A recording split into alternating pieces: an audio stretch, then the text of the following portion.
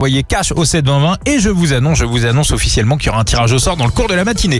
Pato, on y va pour le point sur l'actu et sur le sport.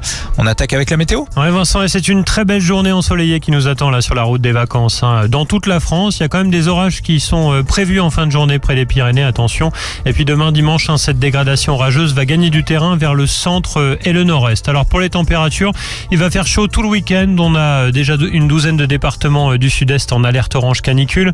Il fait ce matin 14 en Bretagne, en Normandie et dans les Hauts-de-France, 16 à Strasbourg en région parisienne et à Limoges, 20 dans la vallée du Rhône, 22 à Toulouse ou encore 26 sur la Côte d'Azur. Cet après-midi, il fera 28 à Lille, 31 à Paris et La Rochelle, 34 à Nantes, 35 à Lyon et près de la Méditerranée, 37 à Bordeaux et Montélimar et jusqu'à 39 en Occitanie.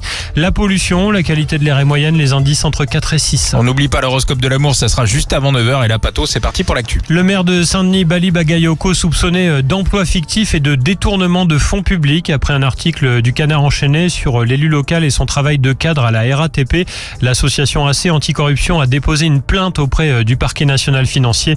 Le maire insoumis estime que ses adversaires cherchent à le discréditer. Le GIGN est intervenu à Bolène, dans le Vaucluse. Les agents ont neutralisé un homme soupçonné de féminicide. Le corps d'une femme a été retrouvé à son domicile. Le suspect est un colistier du candidat du Rassemblement national aux dernières élections municipales. Un réseau de trafic de cigarettes démantelé à Lille. 3 personnes ont été mises en examen pour avoir revendu de fausses Marlboro fabriquées en Belgique.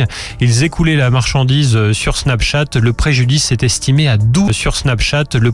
est estimé à 12 millions d'euros. Et puis les véhicules autonomes de livraison bientôt autorisés à circuler en France.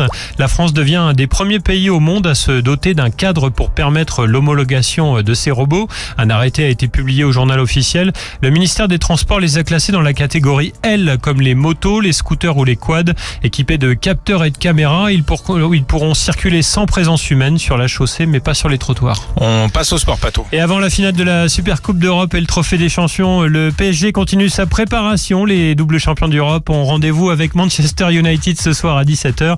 Les cadres comme Marquinhos, Mendes, Vitinha ou encore Neves sont à disposition du coach.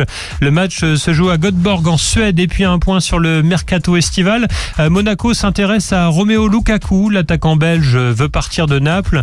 Du côté du Stade Rennais, Franquès a prolongé son contrat sur le banc breton jusqu'en juin 2028. Et puis le nouvel entraîneur de l'OM, Bruno Genesio, a reconnu que ce mercato n'était vraiment pas facile à gérer avec tous ses départs. Le club de la Canebière est obligé de vendre pour éponger ses dettes, une situation qui inquiète fortement les supporters. Merci beaucoup, Pato. On te retrouvera lundi matin. Allez, avec dès 6h. plaisir. Bon week-end. Pour l'actu et pour le sport.